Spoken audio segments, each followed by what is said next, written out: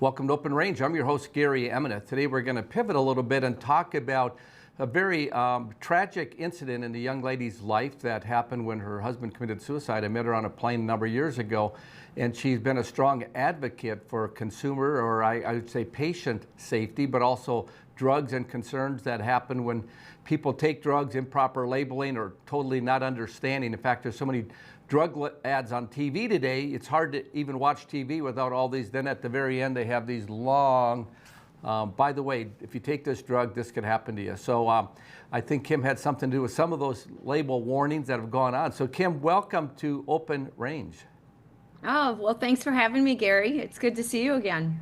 So Kim, it's kind of funny. I have a lot of guests on that I've known from my past, and you and I've met twice on airplanes, ironically. It's the only time we've ever met, other than through messaging periodically, and your advocacy for patients and what's going on in the big pharma industry. And I just think there's so much going on with RFK, and we're reading in headlines about vaccines through COVID, and I mean, just a lot of things related to how big pharma drives our life today. And you have a tragic story, and I just thought it'd be very important for some of our viewers to hear that.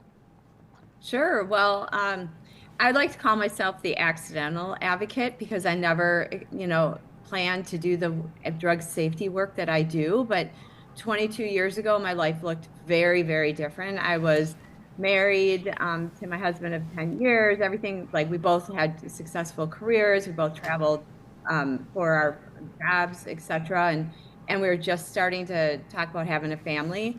However, on August 6, 2003, I got a call that literally changed the trajectory of my life. My dad called because I hadn't heard from Woody all day, my husband. And I go, "Hey, Dad, do me a favor. Go check on him." And when he called me back and I was out of town for a big BMW production, he calls and says, "It's bad, it's bad." And I'm like, "What do you mean it's bad?" And he's like, "He's dead." And I'm like, "How do you know what?" He goes, "He's hanging." I'm like, "What?" Woody had no history of depression. He wasn't depressed. He had just started his dream job with a startup company earlier in the year in February. And 5 weeks before his death, Woody had gone to his doctor because he was having trouble sleeping, which anybody who started their own business, or I call it the 3 a.m. wake-up call, he was a guy who needed 8 hours of sleep, and he wasn't sleeping. So he went and saw his GP, and his GP at the time, his family doctor that he loved. And Woody was a good, I always called him the Humpty Dumpty. Like if he got hurt in athletics, he'd go to the doctor and they would fix him, they'd stitch him up, do surgery on his knee. And so he went to his doctor and said he was having trouble sleeping. And the doctor gave him a 3-week sample pack of Zoloft, which is an antidepressant, and said it would take the edge off and help him sleep. And the 3-week sample pack was in a brown paper bag. I wasn't even in town. In fact, I was out of the country in New Zealand on a big BMW production, which was like, I was having the time of my life. And here's Woody in Minneapolis, and he's literally having, not knowing what's happening, the dosage doubled, etc.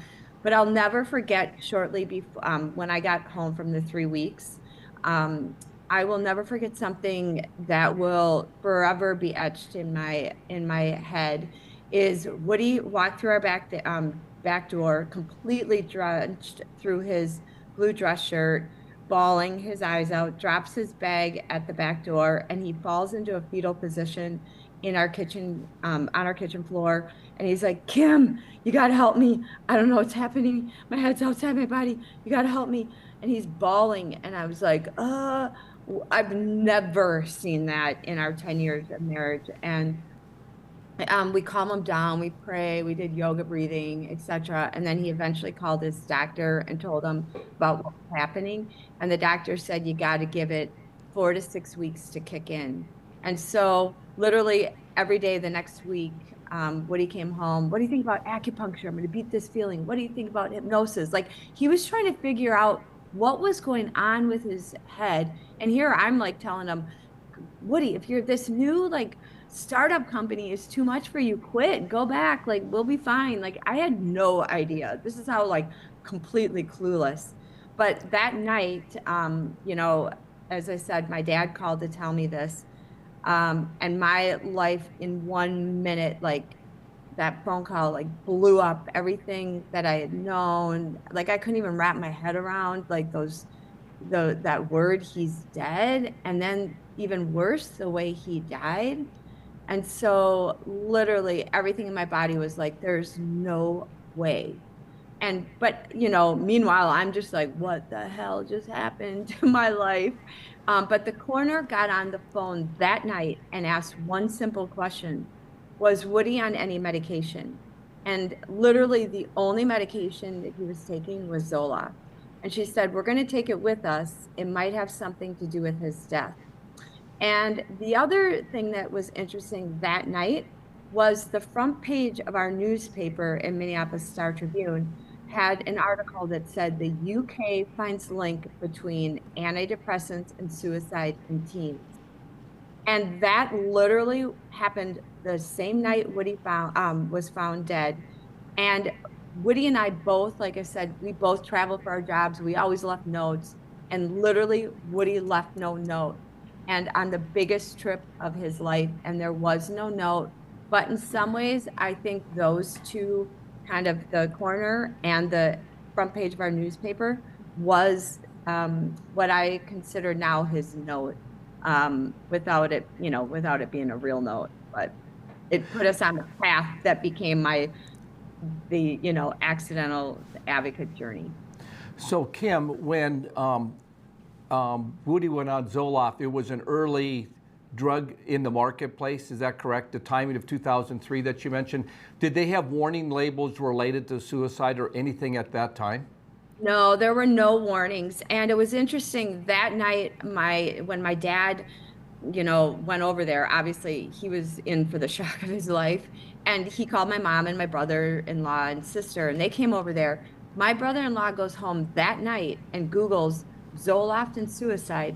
Had no idea that the FDA held hearings on the emergence of violence and suicide with Prozac, which was the first of the SSRI antidepressants in 1991.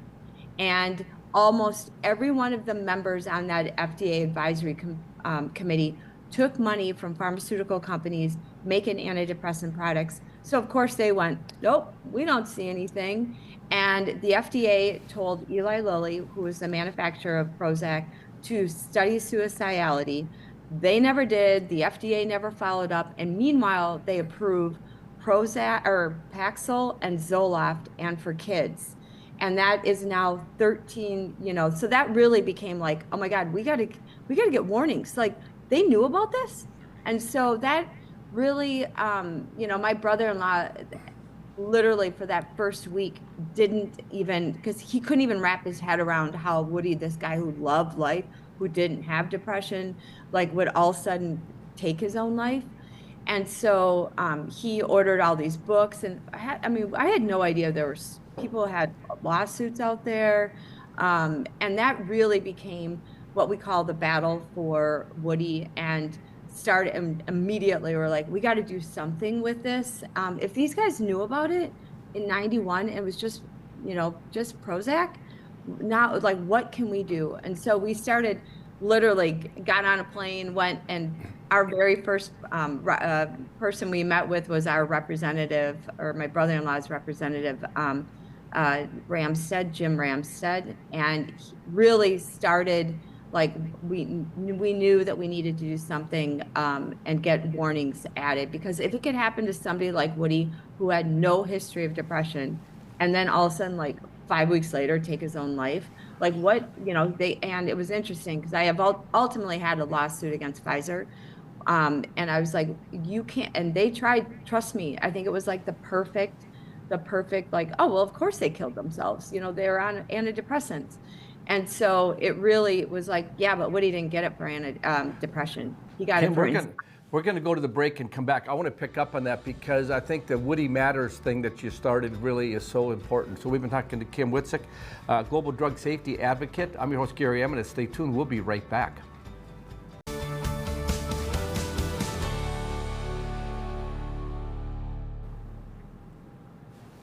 Welcome back to Open Range. We're talking to Kim Witczak, a global drug advocate for safety. Kim, before the break, we just started talking about Woody Matters and the whole storyline with that. Talk to us a little bit about the process of dealing with what happened after the event when you come home and your husband just commits suicide. Walk us through that, please.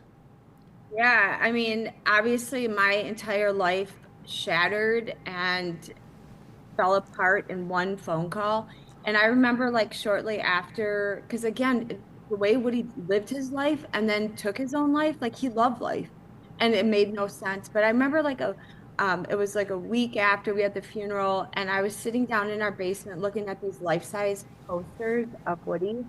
And I'm on the floor bawling and literally trying to scratch my heart out, like God take and praying, God take my prayer or take my pain and use it. It does me no good.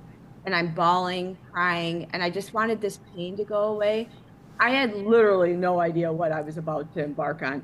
Meanwhile, my brother-in-law has been like staying up for a week solid, didn't sleep at all, like doing all this research. And he's praying about what to do with this research.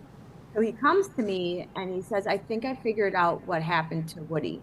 And he brings me all this information from the 91 hearings on Prozac, books, and said, I think this is what, what we need to go do is go get warnings. Well, meanwhile, before Woody always said, when I die, don't put me in the ground. So like a month and a half after, he always wanted to be his ashes spread in Lake Michigan. So meanwhile, Eric and I, my brother-in-law, we're out in the middle of the Lake Michigan, and I'm holding this box of Woody, which is crazy to think that we become like ashes. And literally we're chatting about what we're about to go do in DC. And right there in the middle of the lake, I go, what is that? Is that a book? And it's like this red open book floating right by us. And in gold letters, I go, does that say what I think it does? And he goes, yeah. It said, the Holy Bible. And it floated right by us. And I'm like, oh my gosh, what is going on? Like in that 1 second, I knew like God is telling me like, this is bigger than you, trust me. And then also, thank God Eric was there with me because otherwise they would have thought I was just like this grieving widow that's seeing things with her eyes. But that really became a big sign, especially because every time I would fly from Minneapolis to DC, I would go over Lake Michigan and think, wow, a Bible floated right by us because books don't float. And so that really was another sign that we were going to be taking on something bigger than us, like kind of David versus Goliath. And that really was the start of the journey and starting Woody Matters and the battle for Woody and going out to DC because it involved working with members of Congress and it was the FDA and like pushing FDA for hearings, meeting other families. It involved a lawsuit against Pfizer, as well as, I was not afraid to tell Woody's story in front of the media, but I was never a person that I was a behind the scenes person, but when something like this happens, it became like, whoa, I have to do something. And then and so really, I call it the battle for Woody. It was never about, it was about getting warnings that when we started learning all this information, that if it happened to Woody, it's too late for Woody, like we need to do something so no other family has to experience what we did. And so, yeah, that was a pretty interesting time in the history of even antidepressants, because at this point, there were no warnings, even though there were hearings in 91. We eventually pushed to have hearings in 2004, and we met all of these other families. And so I have been going to FDA Advisory Committee meetings for literally 20 years. And when you go to these meetings and during the open public hearing, you hear all these families coming forward and they're telling about their like 12-year-old kids that took their lives and hung themselves on a drug that they told was safe and effective. And so eventually the FDA did add black box suicide warnings, like how the UK was warning their citizens. The FDA finally added them in 2004, and that was 13 years after they first had the hearings on Prozac. And then in 2006, we were able to get the warnings pushed up. We were trying to get all ages because the reality is all ages are at risk, but the FDA only added it up to age 24. And so I've always said that those warnings, age 24, make no sense because like the drug doesn't know that you're 24 today and 25 tomorrow, so you're no longer at risk. And so really, you know, when I look back at when Woody got put on that drug, we were given nothing. And, you know, I think he just assumed that the doctor who gave him the drug and it was FDA approved and it was advertised as safe and effective. You know, we never questioned it. And so and there were no warnings. And so we were blindsided. And I think to this day, just last couple of weeks ago, I was out in DC and working with a lot of veterans. And I moderated a panel of suicide survivors of family members. And it's the same story that we're still hearing that happened to Woody 22 years ago. And so I think, you know, you having these conversations is a really, really, really important reminder of things that we should know about when we get put on medications. You know, I think what's interesting is I'm very sensitive to drugs personally. So if I even take painkillers, hydrocodone or something, I had a hip replaced 6 months ago, and if I'm on them for 3-4 days, I start having all these mind games, and I move into a point of having anxiety for a season of 3, 4, 5 days that'll kind of come and go over the course of a month or two, and the thing, if I just kept on those drugs and just didn't realize that, oh, it's just, well, I don't know what's going on, it might be because of my hip or whatever, but it's related to these drugs, and not being warned about them, you don't. And so I think the part that you played driving that is just one person to say this. I mean, it's a remarkable story and encouragement to a lot of people that I think is important for people across the state and this country to recognize that you have to, talk to your doctor, you have to talk to the pharmacist, and all that stuff's changed. But it's a big deal because the advocacy that's so important for a spouse or a parent. When you go to see your doctor, just because the doctor says, hey, take 2 of these every 4 hours and everything's fine.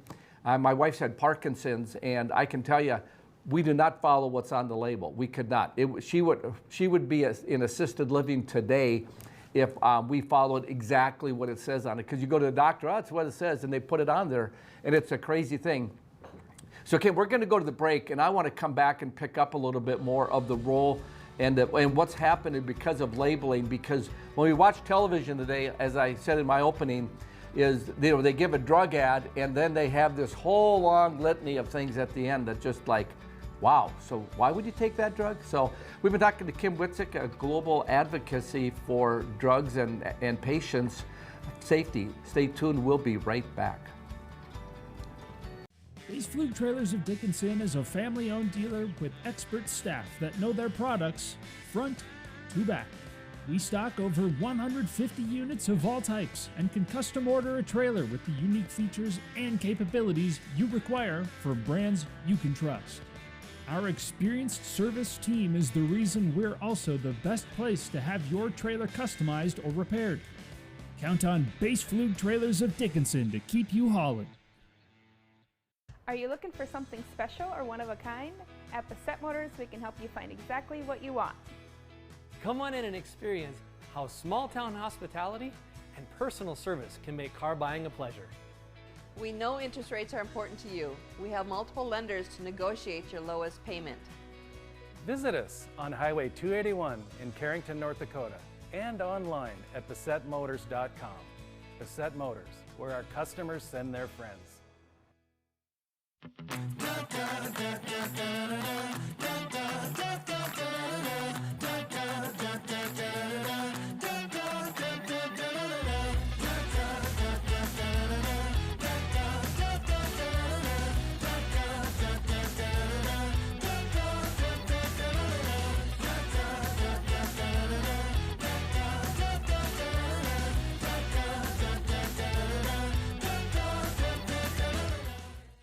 Yeah, U.S. Cattlemen is a member organization that each member has a vote in anything we do with policy.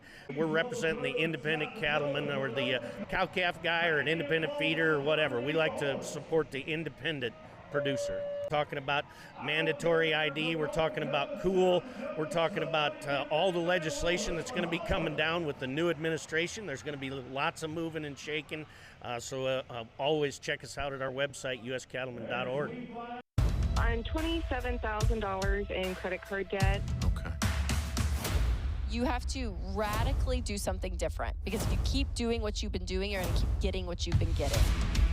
Now's not the time to be doing math. The time to be doing math was when we didn't go into $200,000 of debt. If you are freaked out and you're stuck in these debt payments and you think it has to be a part of your life, it doesn't.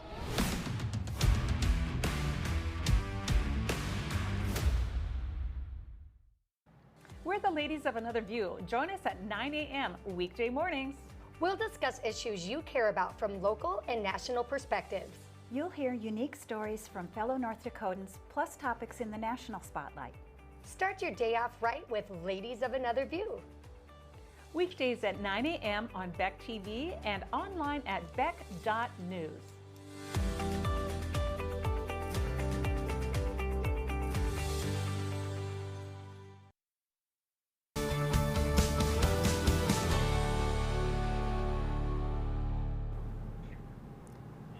Welcome back to Open Range. I'm your host, Gary Emineth, talking to Kim Witczak, who's an advocate for global drug safety and labeling on drugs that have gone on as a result of losing her husband through suicide 20-some years ago from Zoloft. So, Kim, this label of warnings that's on drugs and all that's going on, you played a part of it, obviously testifying. You know, it's a David and Goliath story without question, taking on Pfizer. Most people would just put their hands up in the air and not be, I mean, trying to get to that pain of just dealing with losing your mate and, I mean, and getting thrown into it. I mean, obviously it creates a way to work through, I suppose, the grieving process to some degree, but to take on that type of thing, talk to us a little bit about that. That's just an amazing story. Yeah, well, I can tell you right now, there's a little bit of probably me being a little naive about the process. I used to, you know, like the idea of like taking on a company. I remember like when you heard about the coffee, right? Coffee being spilled. I'm like, oh, well, they're an idiot. Like, why would you put coffee between your legs? But I realized that there's a role in lawsuits. And the reality is I've started to believe, and I've saw it and witnessed with taking on Pfizer. It was awful. Like, it was an experience of, well, first of all, a lot of people don't realize that the chief counsel for the FDA received $300,000 from Pfizer before he went into the role of chief counsel at the FDA and started intervening on behalf of Pfizer with preemption briefs, basically saying, even if the drug company wanted to remove, to add a warning, we are the FDA, we're the ultimate authority, and we didn't see a reason to add warnings. So what was happening is a lot of private lawsuits were getting thrown out because of this preemption brief. Well, we helped to expose it with my attorneys. And so Pfizer was not able to use, well, they tried it twice, preemption. But interesting, this is where I learned that concept of revolving door. That FDA chief counsel, Dan Troy, ended up leaving and became global chief counsel for GlaxoSmithKline. So these guys know how the game works. And so anyways, that lawsuit against Pfizer, they, you know, not only did they go try to, go talk to neighbors and doing things out of the process, but they had me for 9 hours and they wanted to know the first couple hours of my deposition, they wanted to know who knew what where. They didn't even ask me one question about Woody. And so that made me realize, because at this point, I was super involved in being, helping. There were House Energy and Commerce investigations that were happening, calling out the FDA official, because there was somebody at the FDA that did see the link between suicide, but the heads of the FDA, the political positions, kept that science researcher from presenting that data. So there were big congressional hearings. then there were also like Senator Grassley was involved in things. And so Pfizer was like, how did you meet Senator Grassley? I'm like, I don't know. He was just at the airport at 5 a.m. And that is a true story. And then they were like, how did you meet the Minnesota Attorney General? I'm like, I don't know. We were just waiting for the governor, Pawlenty, to show up. And so we had all these like magical things, but that's what Pfizer wanted to know. And then when I finally said to him, I go, I don't know what any of this line of questioning has to do with my husband's death. You haven't even asked me anything about my husband. And so anyways, ultimately, one of the biggest things that came from that, from our lawsuit, is that we were able to get the judge in my case, Chief Justice Rosenbaum for the Minnesota Federal Court, released a bunch of documents that showed that for a long time, they weren't necessarily discovered in my lawsuit, but they were from other other lawsuits. But Pfizer had argued that those were trade secret, and the judge in my case was like, these aren't trade secret. The only thing that was trade secret was the fact that they kept the risk of suicide and violence. And so these documents that were confidential, we were able to use in helping push for the black box warnings that showed, I mean, things like that head outside the body thing that I told you about Woody first experiencing. There was an internal document where the regulators from South Africa wrote to Pfizer's chief medical officer and said that they had patients on 50 milligrams standing outside their bodies looking in. And they're like, oh, that happens on all SSRIs. We don't know why. But of course, they didn't tell the doctors. Then there was one of the biggest things. And so this is the precursor that I always tell people to be very aware of. And it's a side effect called akathisia, which is that head outside the body, constantly moving. And by that same chief medical officer, Roger Lane, wrote a medical journal article talking about akathisia, that it's not so much the patient, but it's the drug-induced, quote unquote, death can be a welcome result if somebody gets it.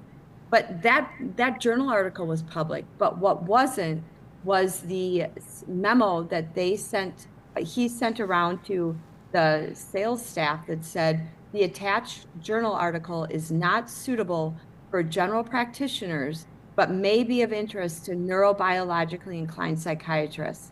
Well, 70 to 80% of the drugs of Zoloft are given out by your general practitioners, your pediatricians, etc. And so really, I learned that a lot of our, because the FDA can't get a lot of those internal documents, and this is why there is a major role in litigation. And somebody said, and I love this line, if you want to know what's really going on with the drug, you got to have the lawsuits. Ask a lawyer, not the doctor. So anyways, ultimately we did get those warnings, like I said, and they're on there today, and I make sure, but the biggest thing I really try to tell people is this idea of akathisia. There's still things that people aren't aware with these medications, with like the sexual side effects and how to get off of these medications. And, another one of the documents that came out from under legal seal was Pfizer was asked to have, they even had an internal communication between employees saying, should we have let's have a prepared list of withdrawal symptoms ready in case the FDA insists. And so they intentionally did not alert the public about how it may be hard for them to get off of these medications. So, I do believe that Woody's case was instrumental because those documents were out from under seal, but also that we were able to expose this, the revolving door of the chief counsel at the FDA, who eventually became GlaxoSmithKline's global chief counsel. Well, you think about what goes on in the all professions where you work for a state or federal agency and you end up going to work for the contractor or the company that does it. And that works in the Defense Department, it works in medical, it works in the food industry. Those all become such major challenges to that revolving door that you talk about that is so instrumental in it. We're going to go to the break. When we come back, I want to talk a little bit about what you've discovered or what you would say about young people, because, today it seems like all these young kids have ADHD and on and on and on, and the first thing they want to do is prescribe drugs to these kids, and maybe they just need to go outside and play and burn off some of that energy. It seems to me they're just throwing drugs at everything we do today. I'd like to get your thoughts on that as an advocate for safety in that regard. So we've been talking to Kim Witczak, who's been in a very challenging time dealing with a tragedy that happened in her life, but became a very powerful, outspoken advocate for consumers and patients. Stay tuned. We'll be right back. Hey y'all, it's Trent on the loose. I want to tell you, Lady Blue and I, we got a lot of miles together, but you know what? You and I got a lot of miles together as well. And all I want to do is bring to you the information on how we maintain a domestic supply of food and fuel for future generations. So I'm going to continue to travel the world and unearth the stories that make it possible that we can live in a free United States of America. Welcome to Arrowhead Cleaners. Newly renovated, modernized, and ready to make your cleaning needs hassle-free. From commercial and residential wash and fold laundry services to the latest in professional dry cleaning techniques, we are dedicated to your unique needs, offering alterations, fabrications, and even custom hat making. So whether you're a busy professional, a family on the go, or even a rodeo champion, Arrowhead Cleaners is here to take your things from messed up to dressed up. Now celebrating our 64th year in Arrowhead Plaza. Are you dealing with arthritis, nerve and back pain, dry skin, or superficial wounds, but found no relief? Give Stewart's Natural Health a try. For over 4 decades, Stewart's Natural Health has been helping people and animals with herbal and natural oil lotions, ointments, and creams with a mission to help you relieve pain and feel your best using the power of nature. Discover the safe, drug-free solution to your pain, guaranteed or your money back. Visit stewartsnatural.health today. West River Equipment of Mandan is here to help you maintain peak productivity in your operation. As an authorized dealer for many high-quality equipment lines, we have the new and used equipment it takes to make your farming, ranching, or construction operation profitable and efficient. West River Equipment also has the parts on hand and the experienced technicians in our shop to get your equipment back in action fast. Find what you need at West River Equipment on Old Red Trail in Mandan. At Schatz Crossroads, we make 8 gallons of homemade ranch dressing every day, so you can smother your dinner salad with it, dip those crispy golden French fries in it, and dunk your breaded chicken strips. You can even cover your... Wait, no. You can't put ranch on steak. Or can you? Schatz Crossroads. Don't forget the ranch. Since 1980, Circle Sanitation has been providing exceptional waste hauling services to every customer, big or small. Whether you just need reliable weekly pickup, roll-off containers for major projects at home or the construction site, or your needs are somewhere in between, Circle Sanitation has you covered. We're a locally owned family business and currently seeking dependable men and women to add to our team. Wages are competitive and benefits comprehensive. Call us today or visit circlesanitation.com.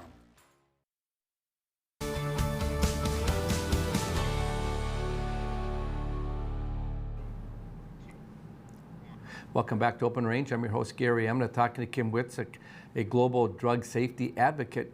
Kim, before the break, I was just talking a little bit about the young kids that they seem to prescribe so many drugs to them today just because of, it seems like there's everywhere. Talk about that a little bit, along with the Make America Healthy Again, the MAHA approach. Tell me what your perspective would be on this, please. Sure. Well, it's interesting. I mean, kids more than ever. I thought it was bad back 20 some years ago. It's even worse today.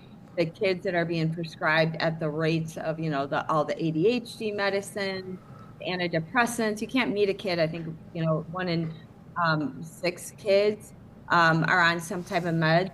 And so I think there's a lot of things. Like, I look back at Woody. Should he have been thrown a pill? No, there are a lot of things that we should be doing. And more importantly, parents don't even get all the information. The ADHD meds, knowing where, that they're Schedule 2 and they have highly addictive. Are they getting the med watch? I always tell parents, you better have a med watch. You better get all the information and have true informed consent.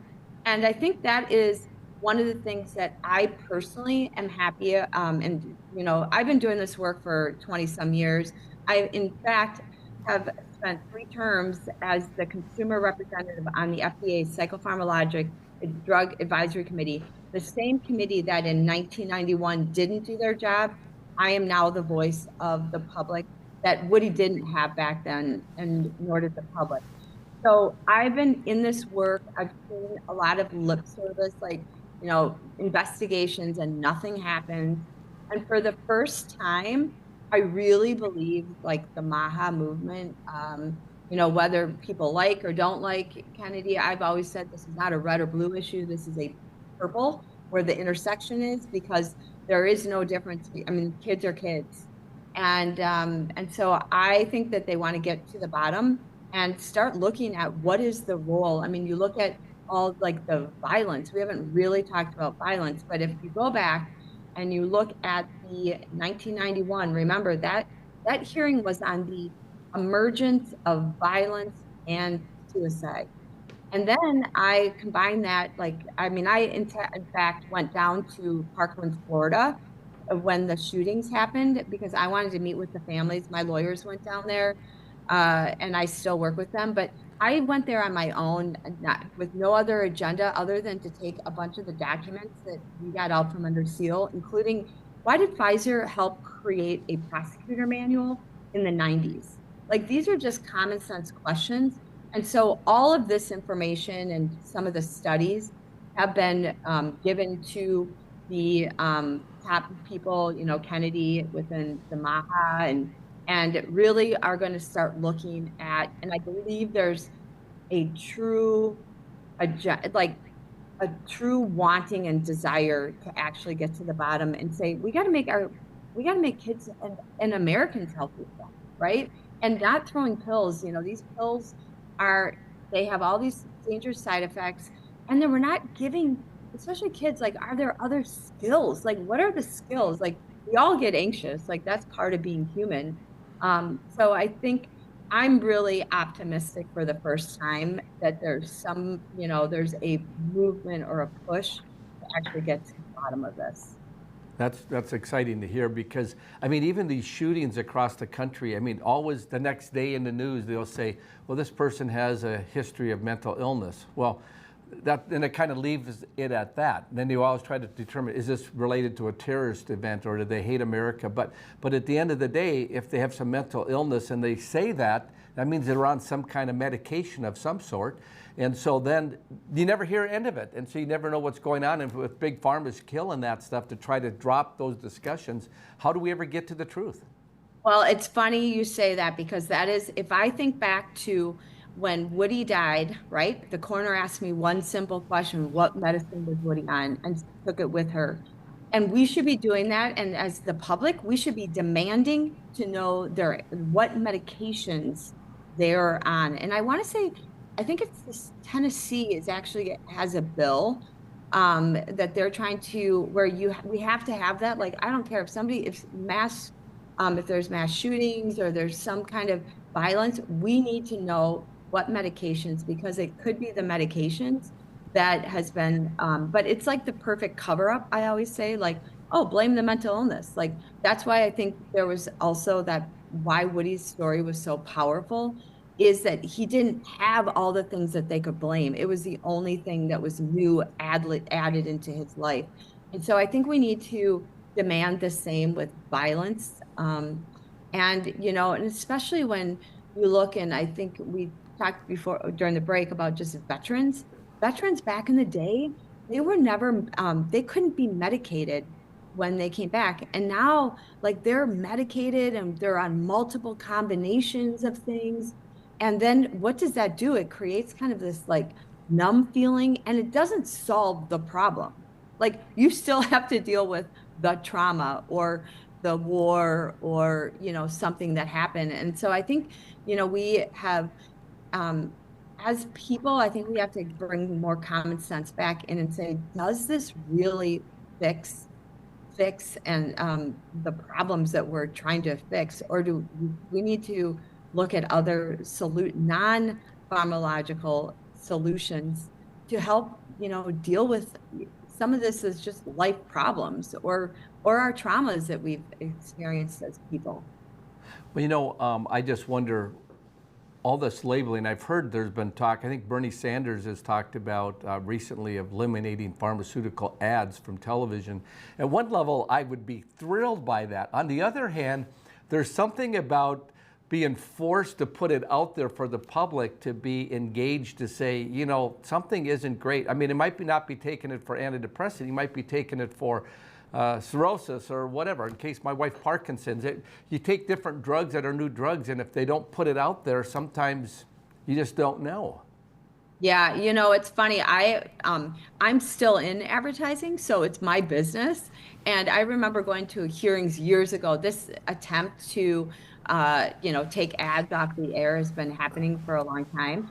But, Bernie has it now. I think there's another one that at least right now, I didn't realize the drug companies get tax write-off for advertising. Well, maybe, at least if ads don't go away, they should at least be paying their fair share on some of the, and not get tax-free, because it also, one of the bigger things that I think I have come to realize with advertising of drugs is it is one of the biggest areas of revenue for all of our mainstream media stations.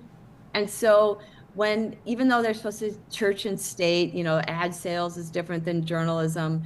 I think we saw, especially during COVID, we saw one-sided reporting. And I think that is one of the downsides of advertising that you have on all these major networks. Kim, this is such an important topic. I would love to have you back again in the near future again to keep this discussion. Beck's expanded our show on Rumble, so it's got a bigger, larger, wider audience, but this is such an important message that we're going to have you back if we can work you in your schedule again. Yeah, I would love to come back. I love talking about this, and time goes like this. I know. Well, in 1 hour and in a 1 hour show, it's not enough time. So, Kim, thank you. I will have you back again soon. Thank you for joining us, Stay in Open Range. Yeah, thanks for having me. So we've been talking to Kim Witczak, global drug safety advocate who lost her husband through suicide in Zoloft, and we're going to have her back again, talk more about these issues. Stay tuned. We'll be right back.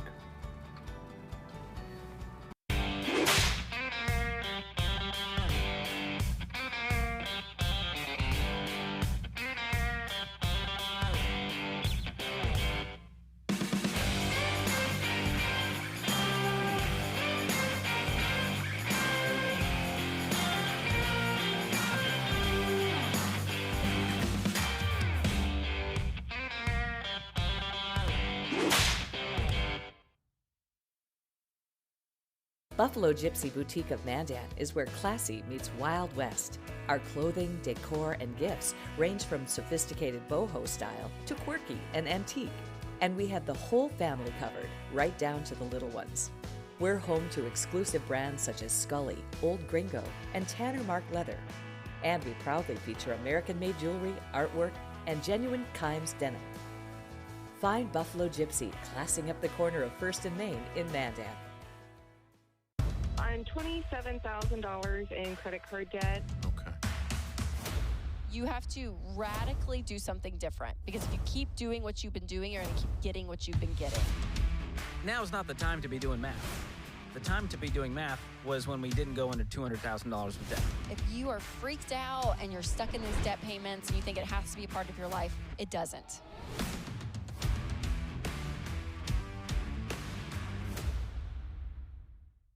Welcome to Culture Crossroads. I'm Andrew Southwick. This is the show that covers the latest in politics, pop culture, and everyday people. The Fed raising and lowering the interest rate sounds like another way for the government to manipulate our behavior through the financial markets. We stand at the intersection of faith and freedom. They have to know that the jabs injure people, so why do they recommend it? Join me every week on Culture Crossroads right here on Beck TV. Let the Jousting Lemur Wine Bar and Restaurant take you on a tour of the best vineyards without leaving downtown Bismarck.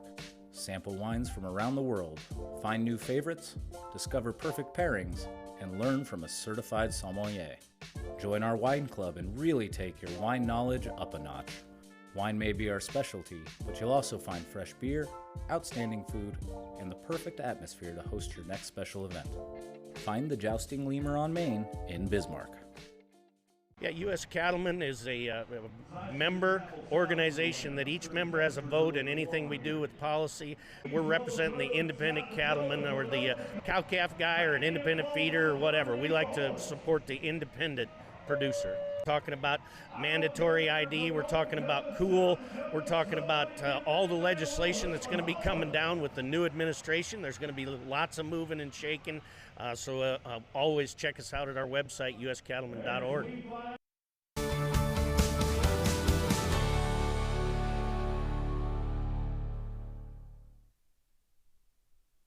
Welcome back to another Freedom Health Talk on Open Range. Dr. Jake Schmitz here with you. As always, excited to be here. This is going to be a topic that it kind of hits close to home. And it's one where I think people, generally speaking, I know, not me personally, this took a little bit for me to get used to, but once I figured out kind of why it's important, it was like, I'm all in on this. And it's like this. We're going to be talking about investing in your health. Now, this may be the first time you've ever heard this concept, investing in your health. We're going to talk about it. And I think it's important because so often I've seen this in practice. I've seen this play out. I've seen this play out in my own personal life with family, that we think that because we look good or look a certain way, whatever that means, and we feel good, I don't have any symptoms, I must be healthy. Generally speaking, that's a recipe for disaster. That's an awful way to look at your health. And so what I want to discuss is the concept of investing in your health. Investing money, hard-earned money, to be proactive so that you can gain time, energy, quality of life, and even years at the back end, on the tail end. So often we see this people, they work their tails off, they work really hard, they build a nest egg so they can retire, and then what happens?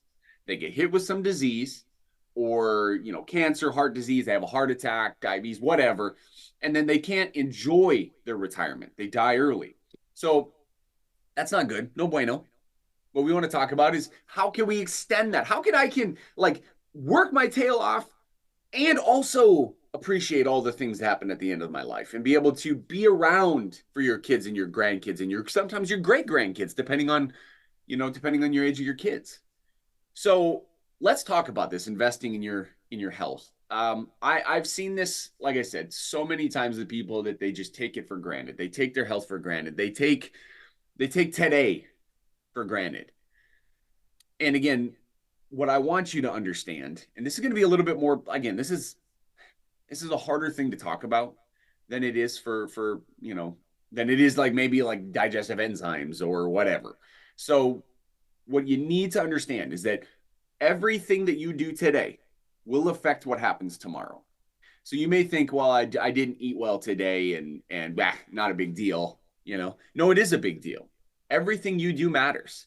Now, is it a big deal in the context that if I ate one crappy meal today, then I'm going to have disease tomorrow? No, probably not. But if you had the last 25 years of crappy meals, one more could be the one that ends up as type 2 diabetes. Right? I just had this happen yesterday. A patient came in and said, I don't know if you heard the news, but I just got diagnosed with type 2 diabetes. I'm like, okay. But then also knowing that person has spent the last 20 or 25 years making not super great decisions. So it's not a surprise to me when they get the diagnosis, but it was a surprise to him. Right? And so I want you to understand that when you're making these choices, and again, I'm not vilifying you, I'm not beating you up. This is just real talk, right? I'm guilty of this in some ways, just as you are. But your choices matter. In fact, there's been studies that have been done on this.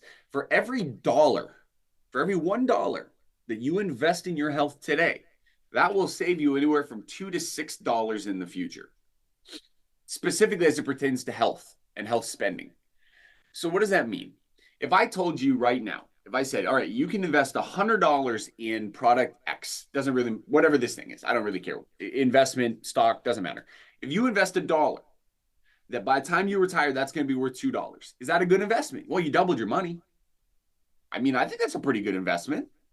And that's on the low end. You could have 6 times your money, right? So if you invest $100, it's going to be worth 600. If you invest 1,000, 6,000, right? You get the point.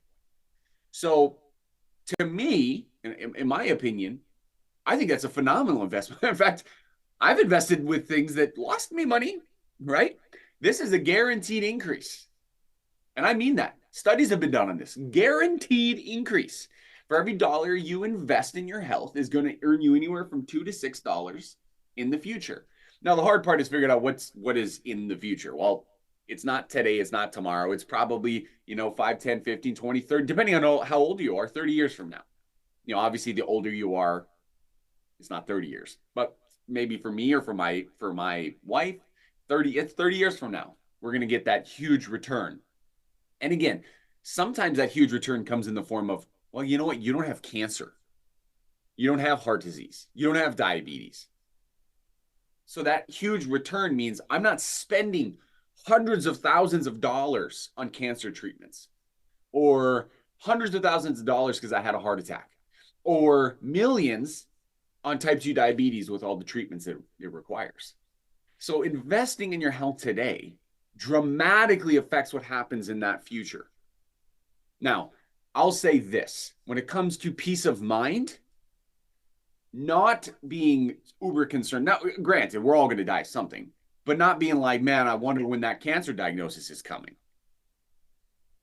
To me, that peace of mind that comes with that, doing the right things, investing in my health so that I'm not uber concerned about that, that's worth a lot of money to me. So that's the thing is, for every dollar, you're going to make 2 to 6 in return. And studies have been shown that investing in your health right now can add 5 to 10 years to your life. So even if you do eventually end up with that cancer diagnosis, you saved 5 to 10 years, meaning, so like, let's say that you were going to get cancer at 60, now you get it at 70. So you got 10 extra years to be with your family and to leave an impact. I think that's worth it. How much money would you spend on that? To me, I'm thinking I'll spend a ton of money on that. In fact, what the studies have shown, let's say you put $1,000 into your health every year, 1,000. That's not a lot when you think of the grand scheme of things with the money you spend. There are people that spend thousands of dollars on coffee, gourmet coffees. I used to be one of them. Now for the most part, I make all my coffee at home. And so if you invest $1,000 in your health per year, after 30 years, that's $30,000. That $30,000, they've done studies on this.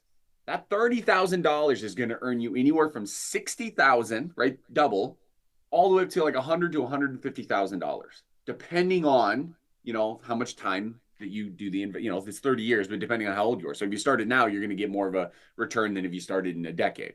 So my whole point in this is when you think of, I'm going to go take that supplement, or I'm going to go do that really cool sauna or whatever, I don't want the first thing you think about is, wow, that's expensive. I want the first thing you think about is, what kind of a return am I going to get on this investment?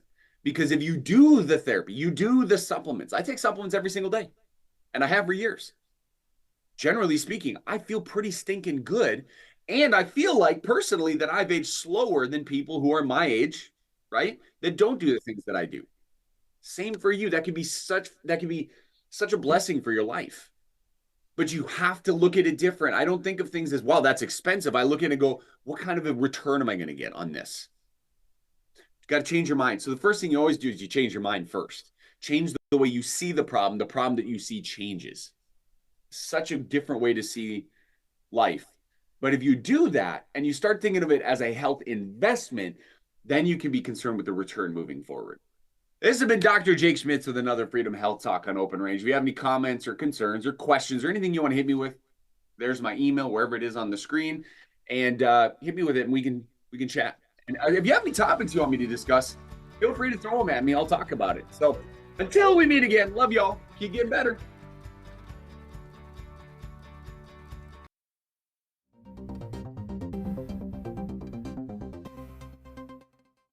Now you can have the personalized forecast at your fingertips when you need it. Beck's exclusive Weather Insight is information tailored to you. Radar, weather alerts, forecasts, and videos. Download the free Weather on Beck News app. Search your app store now.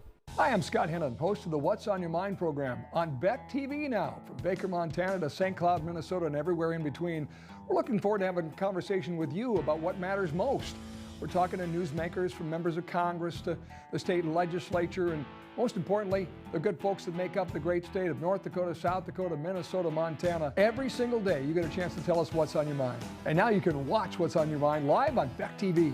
Tune in 10 a.m. live for What's on Your Mind.